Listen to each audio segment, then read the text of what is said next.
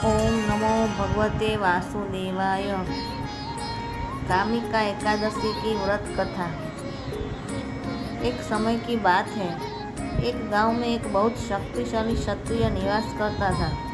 अपनी शक्ति और बल पर उसे क्षत्रिय को गर्व था, लेकिन उसके धार्मिक स्वभाव के बावजूद अहंकार उसके मन में घर कर चुका था।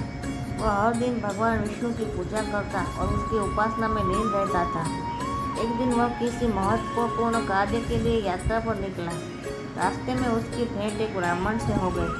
दोनों में किसी बात पर विवाद हो गया, जिसके बाद क्षत्रिय ने ब्राह्मण के साथ हाथापाई शुरू कर दी। ब्राह्मण अपनी दुर्बलता के कारण क्षत्रिय के आघात को सहन नहीं कर पाया और उसकी मृत्यु हो गई। ब्राह्मण की मृत्यु से क्षत्रिय हक्का बक्का रह गया। उसे अपनी गलती का एहसास हुआ और वह बहुत पछताया। उसकी यह स्थिति गांव में चर्चा का विषय बन गई।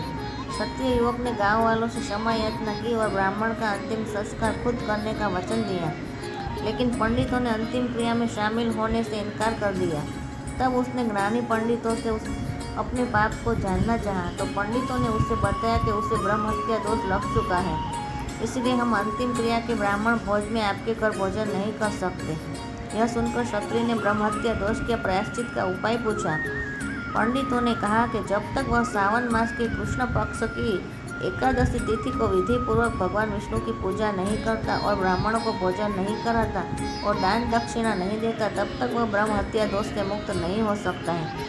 क्षत्रिय ने ब्राह्मण के अंतिम संस्कार के बाद पंडितों की सलाह मानते हुए कामिका एकादशी के दिन पूरी श्रद्धा और विधि के अनुसार भगवान विष्णु की पूजा की। फिर उसने ब्राह्मणों को भोजन कराया और दान दक्षिणा भी दी। इस तरह भगवान विष्णु की कृपा से उस क्षत्रिय ब्रह्म हत्या दोष से मुक्ति मिली। ओम नमो भगवते वासुदेवाय।